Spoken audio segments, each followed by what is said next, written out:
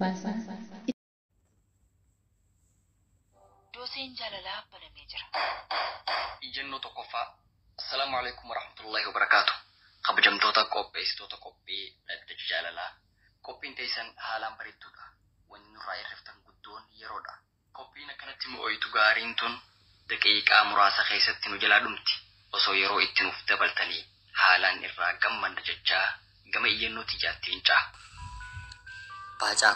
akkam jirta nagaa keetii ani nagaa kooti jechuun na rakkisa maaliif yoo jette ergan sirraa adda ba'ee nagaa waan hin qabneef baacaa jaalala nuti waliin dabarsine keessa koo ni nyaate akkan xalayaa kana barreessuuf naga kaase waan hin xalayaa kana barreessuuf yoo kana naaf siin walitti deebisuu baates kan namoota biroo barnoota ta'uudha jedhee namana siifis yaadannoo fi seenaa akka taatu jedheetaniin waan sammuu fi onneen koo natti bilbilte taa'ee barruudhaan hin kaa'e waa'ee keef koo dubbatamee kan dhumu ta'uu baatus hanga tokko irra keessa nan barreessa baacaa haalli anii fi ati itti wal barree wal jaallanne illee wal xaxaa akka ta'e ni yaadatta ani akkuma beekamu biyya Arabaa bara 2012 kaasee kontiraata hojjetaa yeroon turetti hiriyaa fi biikoo kan ta'ee fi siif ammoo hiriyaa dhugaa kan ta'e anaan akka obboleettiitti wal jaalladhu roobaa taliilaa yeroo qaamaan akka wal agarru murteessine innis bara ani boqonnaa koo fudhachuuf dhufe jechuunis bara 2014dha bifti nuti itti wal agarrus obbolummaa waan ta'eef atis hiriyaa kee roobaa waliin dhuftee na simatte isa booda guyyaa sanarraa kaatee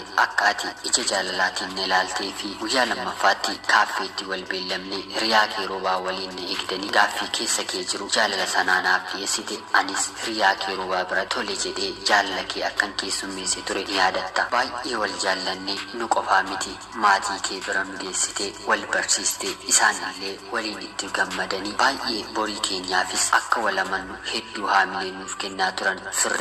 firri kees nu beeku kana booda abjuun keenya akka dhugoomtu otoo abdiin eegnu atis yeroo na yaadde naaf bilbilte anis akkasumas bilbilee qaamaanis wal agarree yeroo hunda wal malee jechaa turre boqonnaa koo xumuree abdii waliif taane atis otoo garaan kee hin fedhiin anis si biraa deemuu otoo natti hin toliin dirqama jireenya fooyyeffachuuf deebi'ee akkan biyya Arabaa deemuuf of murteessee atis waadaa hin jijjiiramneen wal amansiisnee na gaggeessite biyya Arabaas nan deeme ergan deemes jaalala fageenya jennee otoo waliin nuffisiisin waliif barreessaa halkaniif guyyaa waliin haasa'aa turre isa booda sekoondii daqiiqaan sa'aatiin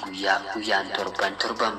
baatiin immoo waggaa taate waggaa lammaffaan irreecha bishooftuutti hagayya 6 bara 2016 nuuf geessee waliin uffata aadaa uffannee kabajne egaa Oromoon gammaduun eessa jira mitiitii kan lubbuun dhume inni kaarreeffa walii baatee galee anaafati irraa hafne lubbuun galle ammas akkam biyya galeen wal arguu jalqabne baay'ee wal hawwinee wal agarree akkuma bara 2014 sana jaalala keenya waliin dhandhamanne haa ta'u malee akkuma yaadatamu bara 2017 yeroo sadaffaaf biyya Arabaa deemuun waan hin murteesseef ati isa yeroo lammaffaaf bara 2014 si biraa deemeeyyuu otoo rincechuu jechuunis otoo fedha kee hin ta'in waan hin deemeef amma naaf hin eeyyamtu laata jedheetan si dhokadhee deebi'ee biyya Arabaa deeme kun akka si gaddisiisee fi jaalala keenya akka shakkitu akka si taasisee natti akka mufatte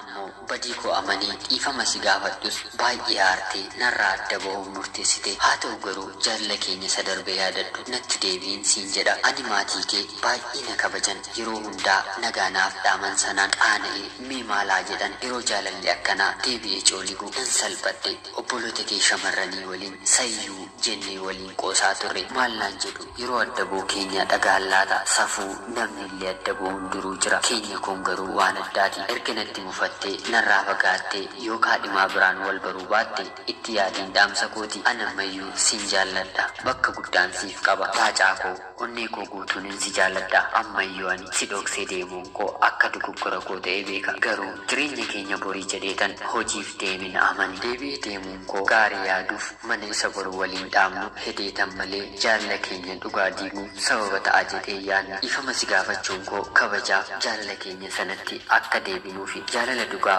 wanti daangessu hin jiru keessattuu sababni koo fi kee kun waanuma adda nu baasu hin turre jaalallee kee obsee milkeessaa baha wallaggaa horroo guduruutti kan dhalattee fi kan biyya Arabaa magaalaa Baahiriin jiraattu irraa xalayaan kun akka baacaa guddisaa qaqqabuuf sheer laayikiif koomentii gochuudhaan na gargaaraa yaada keessaniif naaf qooda itti obboleettiin keenyi galatoomaa jennaan kabajamtootaaf hordoftoota